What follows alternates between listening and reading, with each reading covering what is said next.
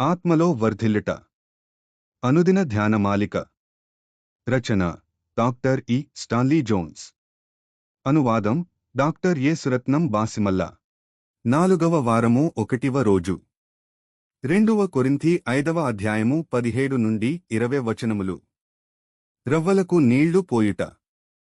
సిలువ ప్రేమను పొందుట ద్వారా ఒక వ్యక్తి మారుమనస్సు పొంది, స్వార్థము నుండి విడిపించబడి, దేవుని రాజ్య సంబంధిగా ఎలా మారుతాడో అనే విషయాన్ని గూర్చి మనం చదువుచున్నాము. దేవుని రాజ్య సంబంధిగా మారుట అంటే దేవుని కృపాశక్తి ద్వారా స్వార్థపరమైన రాజ్యము నుండి దేవుని రాజ్యమునకు మారుట.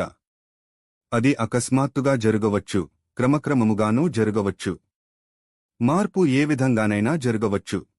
వికసించే పుష్పమును వీడియోలో చూచినప్పుడు అది మెల్లమెల్లగా లావవుతూ మొగ్గగా ఉబ్బుట, ఆ తరువాత పువ్వుగా వికసించుటను చూస్తాము. ఆకస్మికంగానా, క్రమంగానా? మార్పు ఏ విధంగా జరుగుతుంది అన్నది ప్రశ్న కాదు, మార్పు జరుగుతుందన్నది నిజం. నేను నావాణ్ణి కాదు, నేను ఆయనకు చెందినవాడను అని నీవు హృదయాంతరంగములో అనుకొంటే నీవు దేవుని రాజ్యములో ఉంటావు.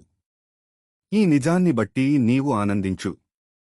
ఇందును బట్టి దేవునికి కృతజ్ఞత తెలియజేసి, నీ అనుభవమును ఇతరులతో పంచుకుని నీ మార్పును స్థిరపర్చుకో.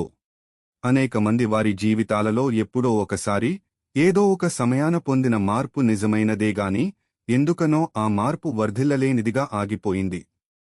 దాన్ని గురించి వారు పాడలేరు, ఇతరులకు చెప్పనూ లేరు. మన జీవితంలో మనం పొందిన మార్పు మండుచూ ప్రజ్వరిల్లుచున్న దీపంగా ఉండాలి. మనము దేవాలయానికి వెళ్తాముగాని బలవంతముతో వెళ్తాము కాబట్టి మనకది నిరాశజనకంగానే ఉంటుంది. మనము ప్రార్థన చేస్తాముగాని ప్రార్థనకు ఫలితాలు రావు. కాని మన ప్రార్థన మనుష్యులను మార్చునది, స్వార్థాన్ని విరగ్గొట్టునది. ఇతర క్రైస్తవులతో సహవాసంగా ఉంటాముగాని అది నూతన నిబంధనలో చెప్పబడిన వెలిగే సహవాసంగా ఉండదు. ఆ సహవాసము బూడిదతో కప్పిన బొగ్గులా ఉంటుంది.